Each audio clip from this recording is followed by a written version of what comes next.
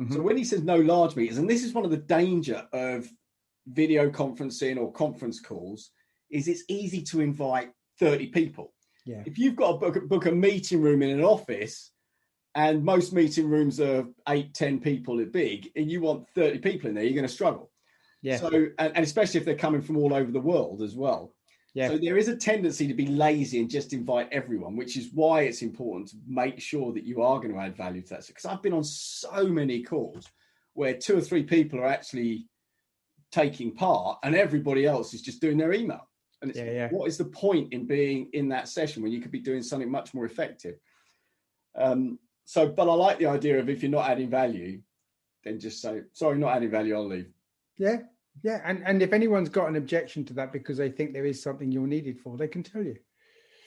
Whilst we're talking about participation, in some of the research I did, one of the terms they use is a bit aggressive, but one of the terms they used was take no hostages. But that's a really important point. If you're running the meeting and somebody is hogging the floor, or is storytelling, as Neil put it earlier, or is not adding value in the way you need to, you're the facilitator of that meeting. It's your role to stop and say, let's move on. Look, a style of mine has always been, can I just check something? Is this working for everyone in the room? Is what this person has to say, do we see value in this as a team? And if there isn't that consensus to that point, or at least a majority view, then move on. It might offend somebody, but if you don't do it, you're offending the rest of the people. That's a really good point. And actually, I read somewhere that good practice is every 10 minutes, check in with everyone in the meeting to make sure that this is helping them, this is moving forward, that the outcome is still in sight.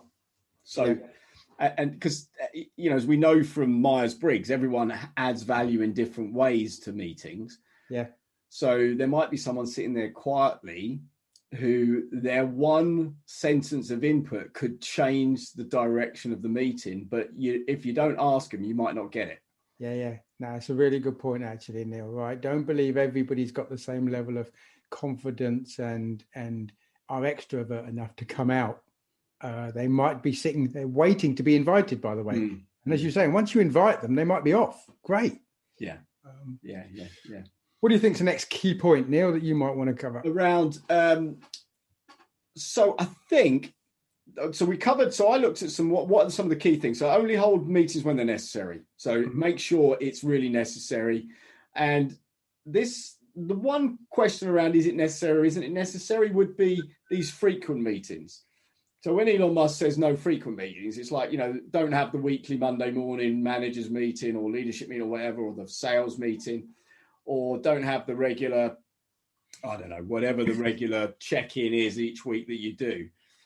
I'm kind of in two minds around that. I can see the point, because sometimes those can just be, it's in the calendar, I'm just going to turn up for it. And we always do it that way. But sometimes I think, those are really valuable to do a level set, and it's an opportunity for everybody to know what's going on as well. Yeah, I agree with you. I think it's really clear. It almost comes back to this purpose thing, guys, right? And this, why are you together? So let's take the Monday morning thing.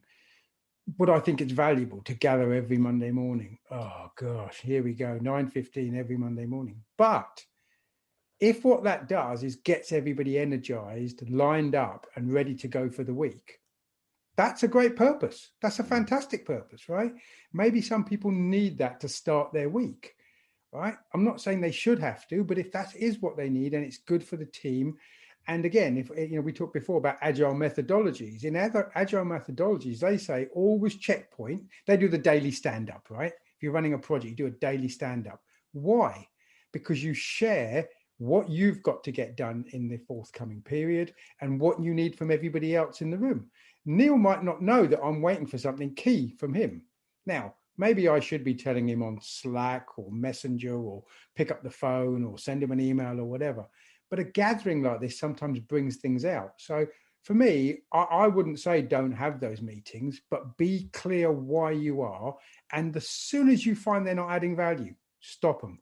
By the way, if you stop them and people are missing something, they'll probably tell you. Yeah, I think that's true. And you mentioned the stand-up meetings. That's an interesting technique as well. Is don't allow people to sit down. Mm-hmm. You have a 20-minute stand-up meeting is a really effective way of focusing people's mind. Yeah. It's a technique I use in workshops, actually. If there's a point that's there's a lot of debate going on and they're not getting to a decision, is I just make everyone stand up, take their chairs away, and until they make a decision, they're not allowed to sit down. And it does accelerate the thought process. Yeah. So I think that's important. What about rules around meetings? What kind of rules would you have if you were chairing a meeting? There's one which is my pet hate, which is technology. Mm-hmm. Now, I'd love to say ban technology, Mm-hmm. but the technology is there for people to be using, right? I mean, how many times have we gone, "Hey, close your laptop," and actually he goes, "Yeah, I'm taking notes." "Oh, sorry, you're the one taking the notes." So banning technology sounds a bit extreme, but be really clear to someone. The phrase I've always used is, if you're in the room physically, then be in the room mentally. Right? Yeah. If you're in the room physically for this meeting, pay attention. If you're looking at your phone because you're worried about a message coming in or you're reading what you're going to have to buy on the way home, don't do it, right? But you've all got to be self-governed here. Come on, we're not children, right? You've got to self-govern yourself and say, if I'm in this meeting, I need to pay attention and don't let technology distract me. Right? I get incredibly frustrated when people turn up in a meeting room and the first thing they do is put their laptop on the table and open it up. Yeah. And it's actually a psychological barrier. It's this is my space and I'm just setting out my space. It goes back to when we were apes and we needed to space in the jungle that was ours. And that's why it is, and I say to people, when you're okay, so you've managed to, you've pissed on your space now. We know where your space is. Now close your laptop and put it away. And it's like, oh, I'm exposed now. I haven't got this laptop in front of me. But also phones as well. You've got to, because it comes back to the, when we talk about focus and not multitasking, it is impossible to multitask. You can only do one thing and do one thing well at a time. Because even if you think you're multitasking, you're not. You're actually doing individual tasks multiple times. Yeah. So a meeting can be much, much shorter if everybody in the room is focused on it. There's a clear agenda, clear outcome, clear purpose. And and you haven't got all those distractions. Get it done and move on, right? Get it done and move on, exactly. So the other thing is, I think you've got to have some structure in a meeting, but you don't want it to be too restrictive. The important thing I'd say about structure, my own point of view, is up front in the meeting, tell people what you expect is going to happen for the period of the meeting. So what we're going to do is we're going to talk about it a little bit. We want to get to a decision. We'll work that through. We'll make sure we're all on plan and then we'll move off. So everybody knows what's going to happen. How many times have you gone into a meeting and you're wondering where this is going, right? And people won't ask. And I think we need to outline what is the structure for the meeting so people understand what we're trying to do and how it's going to operate. What do you think? Yeah. No, I agree. I think it's so key. And it's interesting. What was going through my head then was, so does this all apply to online meetings too? Because, we're all doing online meetings at the moment. We're all in Zoom meetings. So are there any different rules or structures we should apply? So be clear on the outcome, be clear on the purpose, have an agenda, set the time so it's not 60 minutes, it's 45 minutes. Is there anything different when it comes to doing video conferencing meetings, do you think? Well, I think all those rules are still as applicable there as they are elsewhere. But I know a couple of meetings you and I have been on, right? And we've had people with their kids in the background and things are going on. But what I've openly said, and there haven't been like we're not making a major decision about the future of this corporation, right? We were having meetings that we're looking at, how are we getting, or how's your training going? And so, and we've actually said to people, look, if someone comes in and disturbs you, just carry on. Yeah. Don't worry about it, right? Because actually, you could actually derail the whole meeting by focusing on it. Oh, sorry, my son's come in, blah. So, again, agree the ground rules at the start. There's nothing. Look, if people are working from home in a pandemic world, then we need to work to that, right? You can't expect them to be different. And today we're in that pandemic world. I mean, maybe we'll have a different conversation in a few months' time. But I think I agree with you on the family stuff, right? You have to accept that and the distractions that happen because you're at home. But I think there's another element too, which is focus. Mm-hmm. When you're in a meeting, switch your email off, switch your other screens off, switch your WhatsApp off, switch your phone off, concentrate on the discussion you're having. If you're if you're finding you're doing your email and stuff, then you're not adding value to the meeting. Go back to point one, which is if you're not adding value, leave the meeting.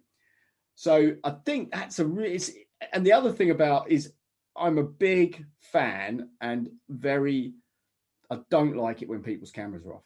Mm-hmm. And the reason is because you can't really have a great conversation and engage in making something really specific unless you can see them. Yeah. Because they could be doing anything. Yeah. In the background. And so I think you can, and that way, this problem that people have where they're going from one Zoom meeting or Teams meeting to another one, to another one, to another one would be fixed. Yeah. So I think that's the online meetings. One thing I wanted to say, actually, there was a really good friend of mine, very, very successful lady in business. And she was famous for having 5-minute stand-up meetings. So if you wanted to book a meeting with her, you were given a 5-minute slot. Whoa. And you had to turn up very, very well prepared, very clear on what you want out of the meeting and why you're meeting with us. So do you want a decision? Is this information? And you had to stand up. Both of you stood up to do the meeting. And, if it got into a deep conversation, then there was an opportunity to go past the 5 minutes. Mm-hmm. 5 minutes was the limit of, if this isn't going anywhere after 5 minutes, we're going to stop the meeting. I was really proud. She's one of the most effective, productive people I know. Yeah.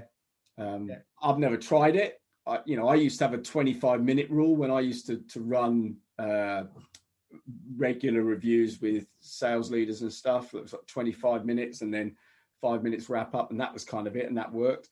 Yeah. But so you can, Parkinson's law says when you really want something to happen, you will make it happen in the time available.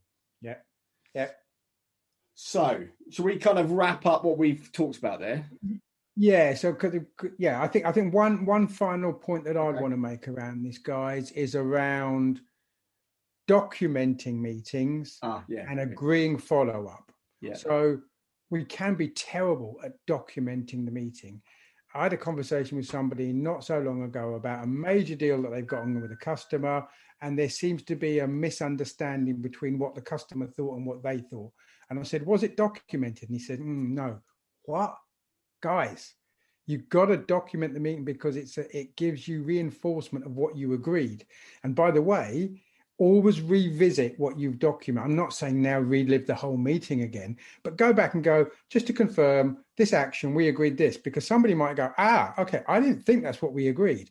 But at least you get that clear then, and not when you come back to the same meeting in 2 weeks' time and they haven't done what you thought they were going to do because they didn't realize that's what was expected of them. So it's a really good point. Yeah. Summarize the actions before you leave. Yeah. And then make sure they're documented, they're sent out to everyone in the meeting. And, and maybe use one of the online tools like monday.com or some of the other tools where you can put actions from meetings in there. But make sure if you've got an action, you do it before the next meeting. Otherwise, you're just wasting everyone's time at the next meeting. Absolutely. So the follow-up is absolutely key, guys, because the meeting probably isn't the work. The meeting is the place at which you've come to, as Neil said earlier, right, to agree the actions, right? Some people seem to think that meetings is the work. I go to meetings and that's my work. Yeah. Well, what happens in between? Yeah. And what happens in between is you will be guided by the firefighting that's coming at you from other places. And you have to go, no, I agreed something in a meeting that I have to get delivered by the next time. That becomes part of my workload. Now, we're not here to kind of schedule everybody's work for them, but you need to think about what was the purpose of the meeting. It agreed some actions. I've got to get that action done, and there will be follow-up for that. Yeah. So, structure is important, guys, but it shouldn't be restrictive to you. It's a really good point, actually, because there isn't a career I've seen anyway that is, I'm a professional meeting goer. Yeah, and I've got a black belt in meeting going.